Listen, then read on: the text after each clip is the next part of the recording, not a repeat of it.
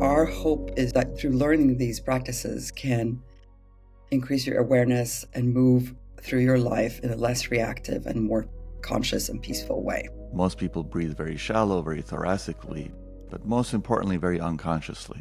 Part of what we're offering here is a tool you can use in your daily life to ground yourself through awareness. Relaxation is a byproduct of attention. If one is not paying attention, the mind's flowing everywhere. Just learning to use the elephant, which is a diaphragm, the muscle below your lungs, to pull the lungs down as opposed to lift the lungs up. It's a profound thing as well. The breathing technique that we're discussing can't coexist all the time. Because when you actually drop on a breathing down, automatically it slows down the incessant thinking. This constant thinking is exhausting. But the way we get away from it is just stop paying attention to it. Yeah. Put the attention somewhere else.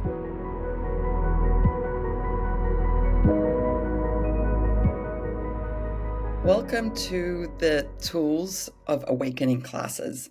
And we are in class number 3 of the breath. We have conducted a couple of classes in which we talk about the importance and the how of breathing. We have given a simple practice, which is we call the nostril awareness, where it's a very basic tool. And last week we also touched on the abdominal breathing, which is sort of the extension of nostril breathing. And today we're going to go on to explain a little bit why this is good for you.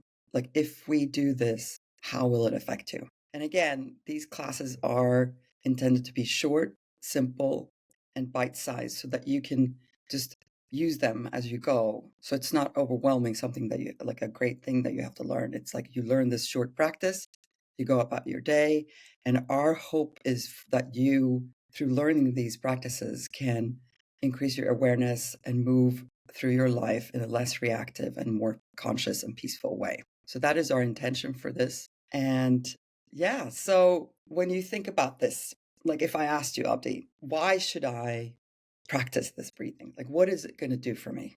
And like, it's almost like break it down, like simple. So we never breathe, first of all.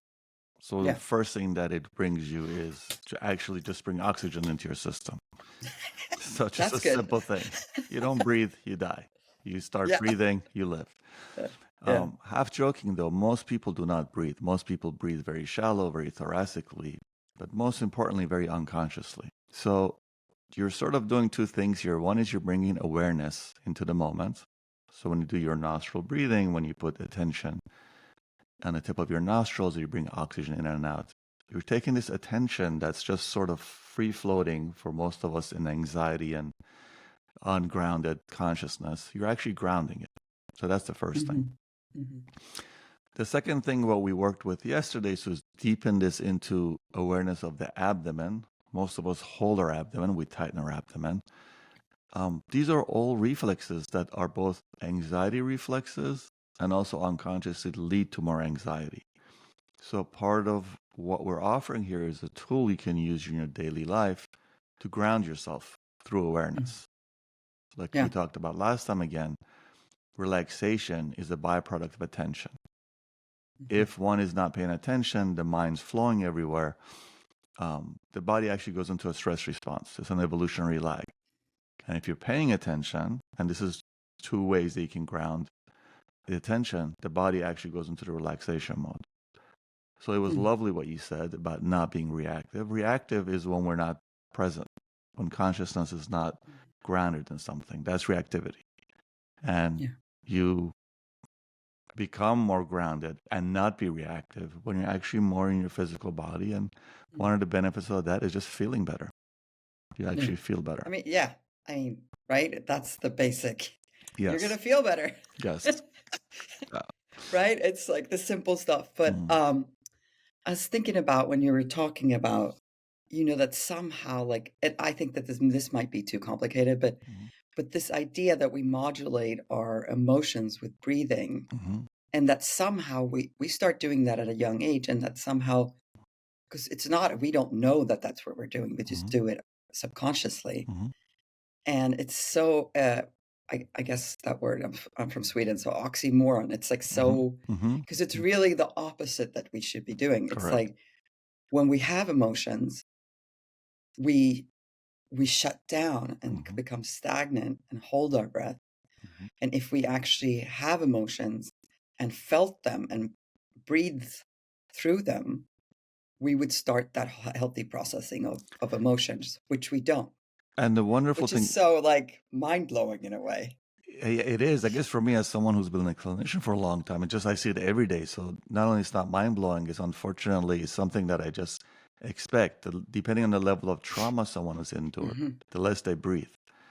Yeah.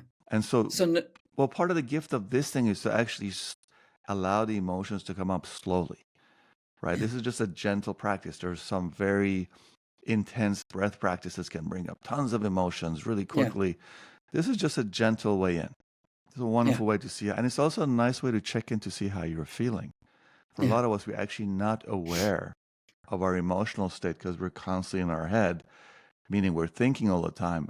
And the thinking all the time and the breathing technique that we're discussing can't coexist all the time. Because when you actually drop in a breathing, then automatically it slows down the incessant thinking, which is also a reaction to stress. Yeah, and the I would say most of us don't know that there is a break from the incessant thinking. We just think that that's how we're supposed to be. And I think that that's the sort of, like, if I were to say this is why you should do this, it's like, well, you would get pause from your mind that's always on. Correct. And a pause from your tension in your shoulders that's always there. And then I think that, like, also we're always running on this autopilot. So if we want to step away from that, the breathing is like the easiest way to actually get there. Because I think about that, like, meditation is a little hard. It's a little harder to do in the long run, right? But if you want to, like, have a quick fix kind of That's thing, wonderful. That's actually very true and very wonderful. because that's what I've discovered through my own, like, journey in this last few years with breath, because it was the last thing for me. Like, I just, didn't want to do it because I have to feel and stuff. Yeah, because we have to. Well, that's exactly it. So one of the big things about the meditation is no one wants to feel, but Yeah. we've talked about this, right? 3 things we do with the emotional body. One is repress it. One is act it out. Neither of those things are actually feeling it. The feeling it is just sitting with is actually, it's a practice one has to develop. It's a muscle one has to develop. And by the way, you pointed to something very important here. Pretty much everyone that you touch, for me as a body worker, their shoulders are just literally like steel. And the reason for that is, to your point, the shallow breathing that we do, which is not breathing fully, uses the wrong muscles because you're supposed to use your diaphragm. That's an elephant compared to these shoulder muscles, the traps, which are actually little mice. These little mice are trying to lift this huge organ, as opposed to the elephant just actually pulling it down. So that's an interesting thing too. Yeah, a lot. Shoulder and neck pain is a big thing. So just learning to use the elephant, which is a diaphragm, the muscle below your lungs, to pull the lungs down, as opposed to lift the lungs up. It's a profound thing as well. I love that. Mice and elephant. So we're going to practice, and then we're going to talk a little bit more, and then we'll do another more extended practice thing. The first practice will be nostril awareness only, and the second practice will be nostril awareness with the abdominal awareness. And we'll talk about a little bit what the difference is, or how it will benefit you. So close your eyes and just put attention to the back of your neck and your shoulders, and speak to this part of your body and just say, relax. Breathing, dropping your shoulders.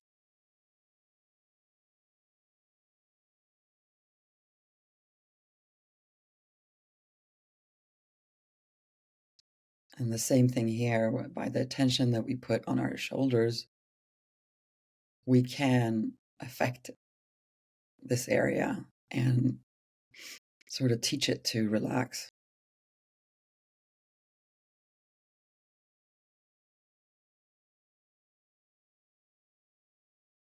And then gently moving your attention to the tip of your nose.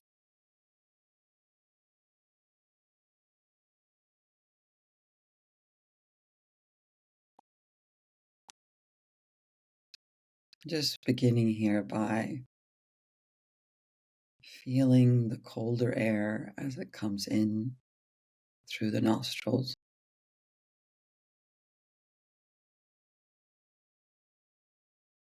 And the warmer air as it exits from the nostrils.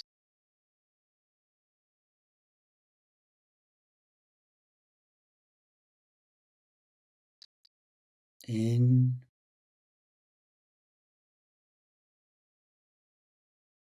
and out.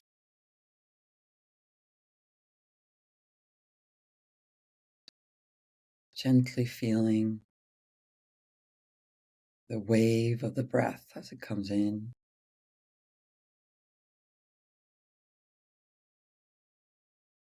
As it comes out.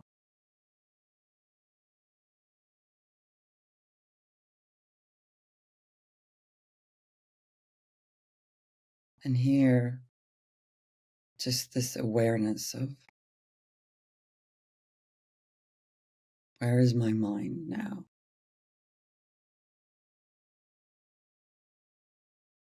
And hopefully it is quiet, because we are focusing on the breath.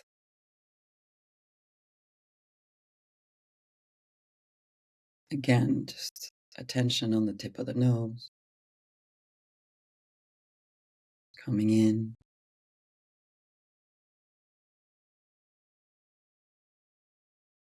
moving out.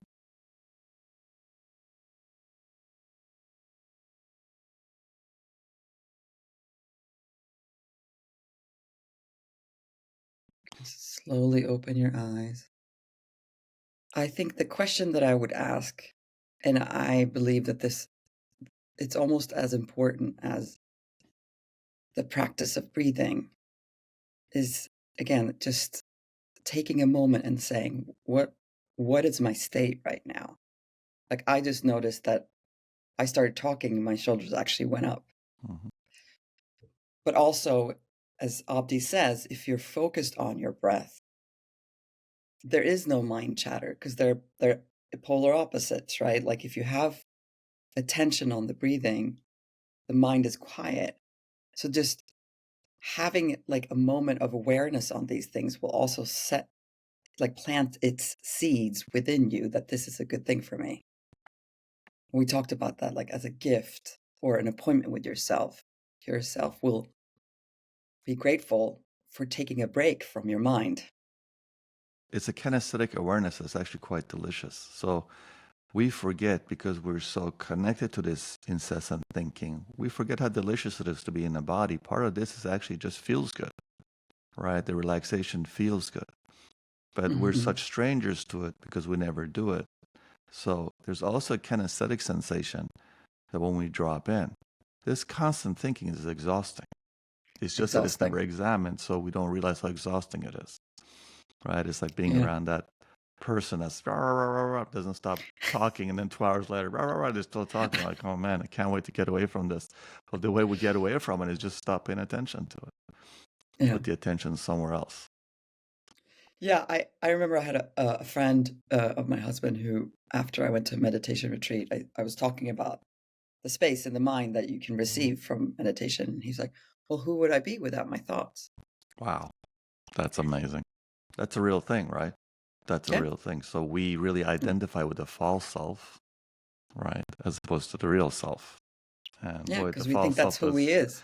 Yeah, because we don't stop. It's never examined, right? We have these moments of looking at something beautiful or nature, moments, and then we go back to blah, blah, blah, blah. So we don't realize that this thing isn't actually who we are. Yeah. It's like my thoughts are my identity. Yeah. So what we just did with you was taking the attention to one place. Let's not just do it what we discussed last session, where we actually put the attention in two places, which is kind of a false way of saying it is simultaneous, which is the attention is on the tip of the nostrils when we breathe in and out, the cold coming in, the warm coming out, and simultaneously a relaxation of the abdomen. That as we go in, actually the breathing gets relaxed through the lower lobes of the lung, which we would call abdominal breathing. But in fact, you actually don't have lungs in your belly, so it's not your belly, it's just your belly goes out when the lower lobes of the lung get filled. So let's close our eyes and really let the air out. And as you breathe in, attention on the tip of your nostrils, cool air coming in, and simultaneously your belly relaxing, your stomach coming out, and tip of your nose, warm air coming out, and your belly contracting, dispelling stale air. Tip of your nose, warm air, belly contracting. Tip of your nose, cool air, belly expanding. One more.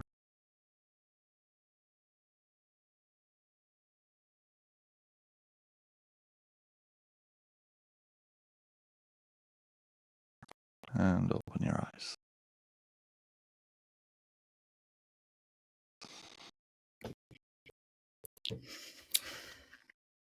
Love that. And the body automatically drops in, right? It's like amazing how it's a reset, even with 3 breaths.